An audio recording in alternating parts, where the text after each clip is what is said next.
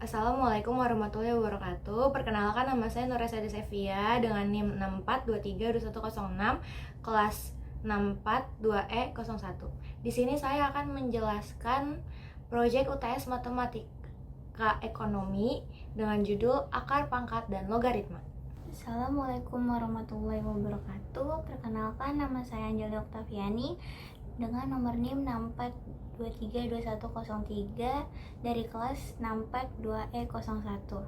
Di sini saya ingin menjelaskan tentang proyek UTS Matematika Ekonomi dengan judul Akar, Pangkat, dan Logaritma. Di sini ada contoh pemodelan inflasi berdasarkan harga-harga pangan menggunakan spline multivariabel. Inflasi didefinisikan sebagai peningkatan berkelanjutan pada tingkat umum harga barang dan jasa. Beberapa kejadian yang menyebabkan inflasi di Indonesia adalah kenaikan harga bahan bakar, kenaikan harga daging dan cabai. Inflasi berdampak negatif karena daya beli menurun, sehingga dibutuhkan model inflasi.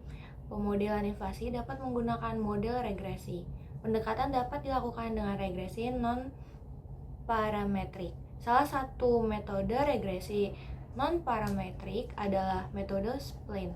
Dalam hal ini, digunakan 3 prediktor untuk memodelkan inflasi menggunakan spline multivariabel.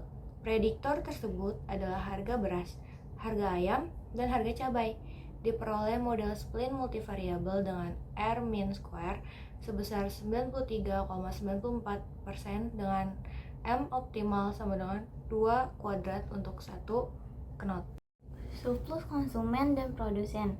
Yang pertama, surplus konsumen adalah selisih antara jumlah maksimum yang rela dibayar oleh seorang konsumen atas suatu produk dengan jumlah yang sebenarnya dibayar oleh konsumen ketika membeli suatu produk di pasar.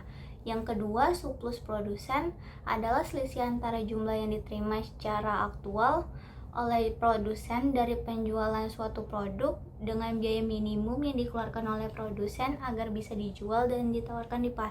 Lalu di sini ada 3 cara menghitung akar, pangkat, dan logaritma. Yang pertama, menghitung jumlah pack menggunakan logaritma. Jika Pak Seokjin mengeluarkan Rp175.200 untuk membeli wortel, berapa banyak pack yang dibeli menggunakan konsep logaritma? Jawabannya, misalkan jumlah pack yang dibeli adalah N, diketahui Rp21.900 dikali N sama dengan Rp175.200, maka Rp175.200 per 21.900 sama dengan 8. Lalu yang kedua, menghitung jumlah pack dengan akar pangkat. Jika total pengeluaran Pak Seokjin untuk membeli wortel adalah hasil dari kuadrat jumlah pack yang dibeli dikali per pack, yaitu N2 dikali 21.900, dan diketahui total pengeluaran sebesar 197.100. Berapa banyak pack yang dibeli Pak Seokjin?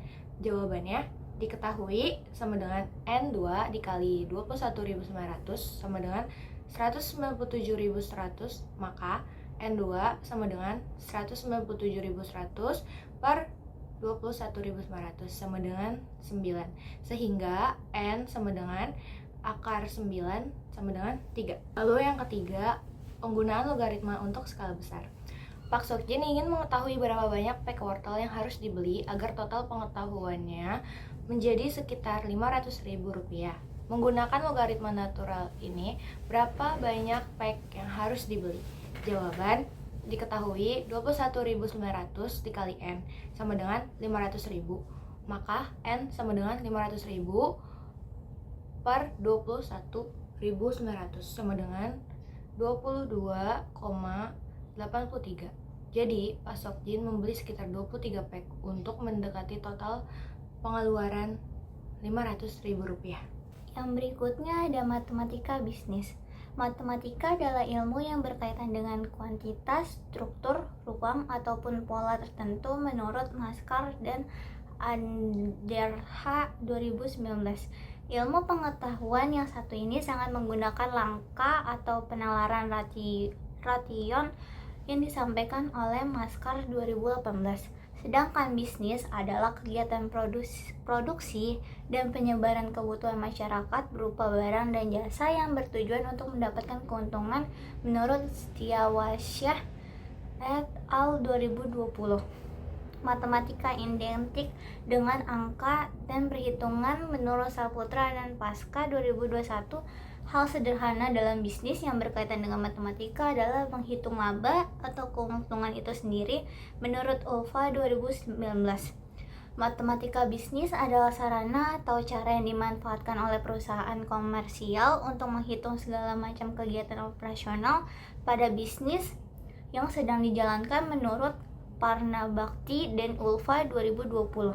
Biasanya, perhitungan itu muncul pada beberapa cabang keilmuan seperti matematika, ekonomi, akuntansi, analisis keuangan, manajemen pemasaran, manajemen persediaan, dan manajemen perkiraan penjualan menurut Puspanitya 2019.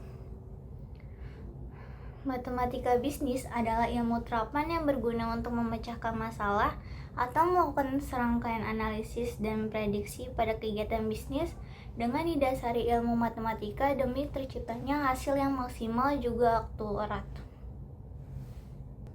Menurut Puspanitya, hal-hal ini biasanya dihitung menggunakan matematika bisnis. Ini adalah pajak, bunga, tarif sewa, payroll, dan lainnya sebagainya.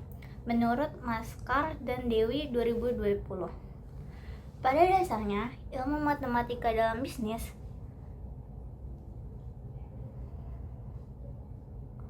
ini tidak hanya membantu dalam perhitungan atau kegiatan penjualan. Matematika bisnis mampu dilibatkan pada hampir setiap kegiatan analisis pada bisnis tersebut. Tanpa adanya ilmu terapan ini, kegiatan bisnis tak dapat berjalan dengan baik karena banyak proses pengelolaan usaha yang bentuknya kompleks sehingga kemampuan dari perhitungan matematis ini sangatlah dibutuhkan. Fungsi permintaan menunjukkan hubungan antara jumlah produk yang diminta oleh konsumen dengan variabel-variabel lain bila ditelusuri dalam perekonomian yang sesungguhnya sangat banyak jumlahnya. Berikut adalah bukti nyata produk dari kasus inflasi harga pangan. Sekian presentasi yang saya sampaikan dan teman saya sampaikan. Wassalamualaikum warahmatullahi wabarakatuh.